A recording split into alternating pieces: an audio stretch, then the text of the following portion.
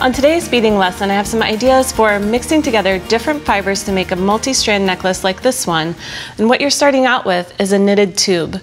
So if you take a look at this piece, it has the purple knitted piece of wire that's running around through the middle, and it's all braided together and connected at the ends using beading cones. But let's start out by using the knitting tool.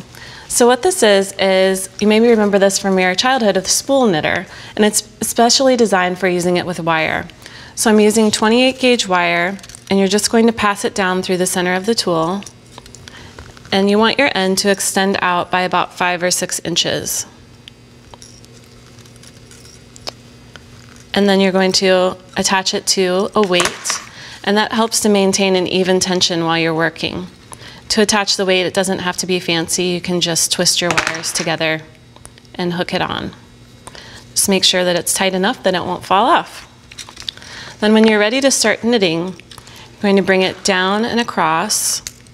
And the first pass is always going to be the most kind of fussiest pass around the spool knitter, the wire knitting tool. You're going to bring it around and around, and then layer it on top.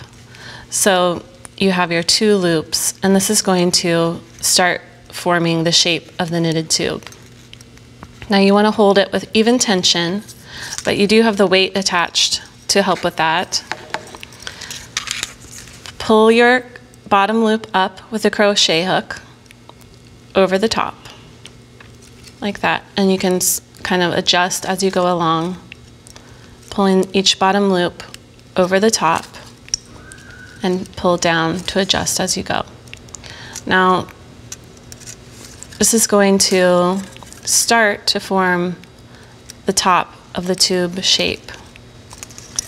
Now for the second pass, you're going to hold the end of your wire, bring it around, over the top again. You're always crossing in a counterclockwise way around that prong. Now you're going to bring your bottom loop up and over. And you can do this with other gauges of wire, so you don't have to work just with 28 gauge. But this one is an easier one to start with because it's more flexible and it's a little bit more forgiving. And of course it comes in a lot of different colors that you can coordinate with whatever beads you're using. So I'm going to continue all the way around, and you can start to see that it's making a tube. Now if you wanted to, you could run some beads down through the center of the tube, and that creates a kind of a netted captured effect. But I'm just going to use this as a basic tube, so we'll continue making our loops all the way around. Now what it's going to start to look like as it comes out the bottom of the tool is this knitted tube here. And you can pull this a little bit with your hands, but you don't want to be sure not to flatten it out too much, because we do want to maintain the shape of that tube. Now once you've worked it so that you have a long chain like this, then you're ready to remove it. And there's one little tip for removing it. You want to make kind of a long tail here, and then you're going to pass it through the loops on the top of the pattern. So make sure that you capture each of those loops as you go all the way around. We're just going to go around all 4, and then we'll be able to cinch it up. Now this tool also there is a style that has 6 prongs so that you could get a heavier looking tube, and it would be a little bit wider if you were going to pass some beads through it. So now I have my ends all stitched up, I'm ready to remove it, and I'm just going to use my crochet hook to remove those from the prongs by pulling that up.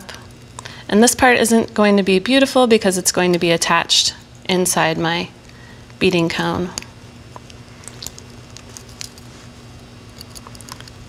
And then I'm going to remove it from our spool knitter, wire knitting tool. I have one little piece here. It's attached. This part I'm going to trim. I'm just going to make a loop. I'm going to pull this out, and this part all gets twisted together here at the end. I'm going to trim away my extra coil here at the end. I'm going to pass this through the end of my strand. Now this is where my stone beads make a really beautiful effect with my crocheted tube, my knitted tube. I'm also going to pass through my fibers and through the last link on the chain. And that's going to capture all of my pieces together. Now I need this wire to be a little bit thicker, so I'm just going to fold it over, pass it through my beading cone, and pull this all the way down over the top of my necklace. Then I'm going to pass this through the end of my chain, and this is going to become my attachment point for the clasp. And here I can hold this with my chain nose pliers and make a double wrapped loop. Get this all fastened together here.